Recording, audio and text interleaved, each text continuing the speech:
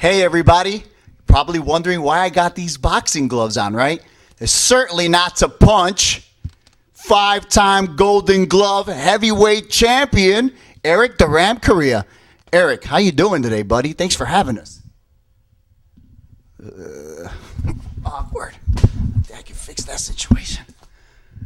Erick, how you doing, man? I'm doing great. How you doing, Mike? Hey, he's coming back. Erick, what's going on, buddy? Where you been?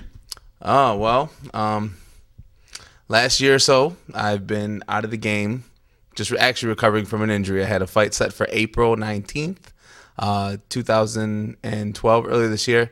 In February, I tore my distal bicep tendon, and it was a complete rupture. I had to get surgically repaired by Dr. Nam over at St. Joseph's. And great doctor, I hear. Yeah, he's great. He spent some time with the Chicago Blackhawks and whatnot. So, yeah, really good team of doctors there. I've, gone through a series of rehab and, pretty much about a month and a half, about 6 weeks ago, decided to go full go again. So full go as not boxing anymore. Tell me, let's go back a little bit. What made you start boxing in the first place, Erick? Well, it started in 2002. And I was managing the formerly known Bally's. And when I was managing the personal training program there, I hired a boxing coach by the name of Paul Valentine. He was a great mentor for quite a few years. I hired him to run the boxing program to increase business. And sure enough, he asked me to go through one of the workouts one day to kind of market it. And before you knew it, 3 months later, I was fighting in my first Golden Gloves. So that was 2003, you said? 2002. 2002. And you won 5 belts. How was that? I mean, how did that happen? Well, it's the way the Lord wills it, I guess. When I came up playing football, football was my passion for years. And then I got to the point to where, didn't play in college anymore and wanted to pursue some type of, athletic, endeavor. And so my first year when I took the Golden Gloves in 3 months, in a 3 months time span, I fought 3 fights to get through the tournament, took the championship out. So 4 months later, I was a Golden Glove champion. I thought that, hey, I had found a new way to express my athletic ability, if you will. So you won 5 times. And after that, you came to a screaming halt. I mean, how did that occur? Well, between the years 2005 and 2007, I was really pushing hard in boxing. Now my former trainer, he was a Jeet Kune Do specialist. So during that time period, I had spent a lot of time doing some Muay Thai, just some Jiu-Jitsu, actually also some Wing Chun. However, for competition, amateur boxing is really kind of where it's at. You can get a lot of fights. And also with my faith, I kind of felt like that was the avenue I could be at the time, and I could do it from faith and, not feel like I was hurting anybody. Amateur boxing is documented as the most, the safest sport, of all the sports in the Olympics.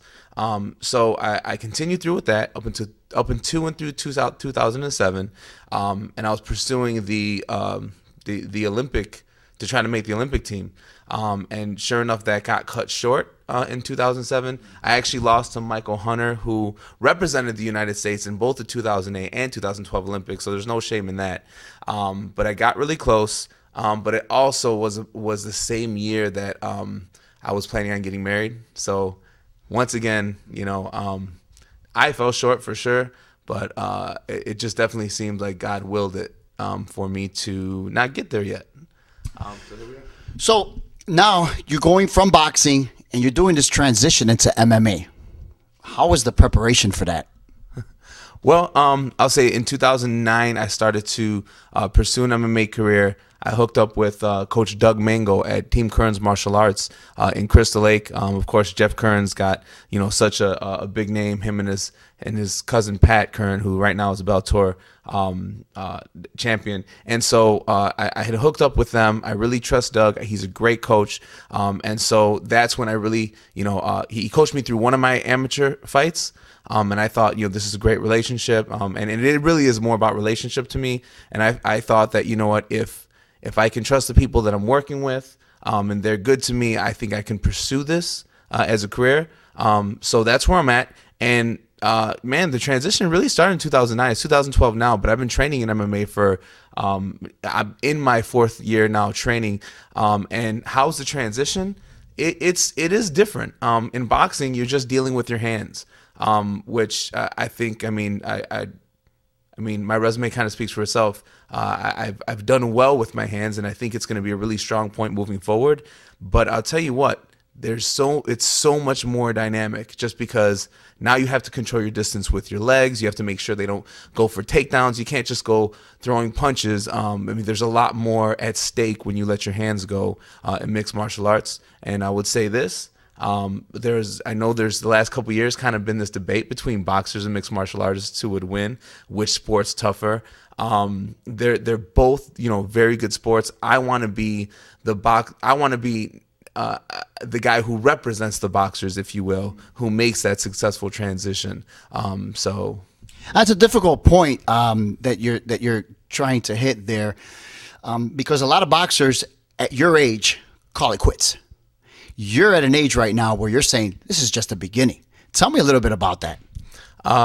Once again, we come back to my faith, right? Actually, I can let out a little secret. There was a moment in 2010 where I thought that maybe I should hang it up, and I spent about at least 6 months or so kind of talking through my wife a little bit whether or not it was something I should do. Of course, then I was 29 years old, about to make the transition to 30. And like you said, fighters don't make it that long. There's not a lot of staying power for the older fighters. However, through that transition and through that period of time, we had a baby. I just wanted to focus on the home because that, I'm mandated by God to be the leader in my home and provide to make sure that that's in order. Not to mention responsibilities with the church, which I'm not letting go. And so, there was that time in that period. However, over the course of time, I continued to heal. Things started to, really click in the home and in the church. And, just discussing with my wife, if this was something that, first of all, was wise to do and worth my investment, and considering my gifts and talents, we agreed that it was and that it is. And so that's when the pursuit kind of began. And really, when it comes down to it, there's a longer shelf life for heavyweights. You have some guys around the 145, 155 mark where they either start gaining weight or they fade at age 30, 31. A lot of heavyweights come into their prime closer to the 30s, and many times even in their 30s. So now you're in this transition. You've been training for 3-4 years. And now you're about to go into a whole new realm when it comes to MMA. Critics are wondering, are you ready for this? Oh, yes. I'm as ready as I can and will ever be. I think the reality is that I've been ready for quite a while. Now, don't get me wrong. I'm like any fighter, the first couple fights is really going to be a matter of adjusting and learning. And especially over the course of next year, investing a lot of time into my ground game. But like anything else, this is just the beginning. I am ready. So speaking of your wife a little bit, I hear that she's a boxer too. How do you guys get through these little arguments, man? Well, yeah, she's a Golden Glove champion. It's an interesting dynamic, man. She's great, we've, as far as the whole competition thing, we've had our time in the ring. We sparred a little bit. Sometimes you have to, because when women are training for competition, there just aren't that many people to go with, and then just kind of teaching her and bringing her along. So we did get in there sometimes and trade a little bit. Of course, I wouldn't never put all my weight on her. But yeah, the day-to-day living. Feel sorry for you, man. Yeah, right. The day-to-day living, she's aggressive, but she's great. We balance each other out well. So you're fighting. What is your fight, and who are you fighting against? My fight is on Saturday, November 17th, XFO 46 at the Sears Centre in Hoffman Estates. I'll be fighting a young man by the name of Lance Harvey. It'll be his third professional fight, so he's got a little bit of experience on me. That's what we're looking at. It's Lance Harvey, Chicago, not Steve Harvey, okay? That would be some exciting fight. So if anybody wants to follow you, Erick, where can they go? Well, my Facebook account is just simply Erick, Erick Correa on Facebook. That's actually where I have a lot of my information. I'm very active on Facebook. And also, if you wanted to get tickets, I have a link on my page where you can just you can go to the Expo 46 event, click on the link, and you can get tickets. But then also, my Twitter account is at Erick the Ram. And speaking of tickets, Chicago, you're talking to the man with the master plan. First email I get at michael@chicago3media.com or the first retweet I get at michaelgc3m will get 2 free tickets to this fight November 17th at the Sears Centre to see my guy right here, Erick the Ram Correa, take on Lance Harvey. I have to make sure it's not Steve Harvey, right? It's going to be exciting. Erick, everybody's going to be there rooting you on, including myself and Chicago 3 Media. And it should be an exciting fight. I mean, do you have something to prove on this fight? Absolutely. I mean, it is my pro debut. I think there's a lot of expectations for me. So anything less than a knockout would be a disappointment in my eyes.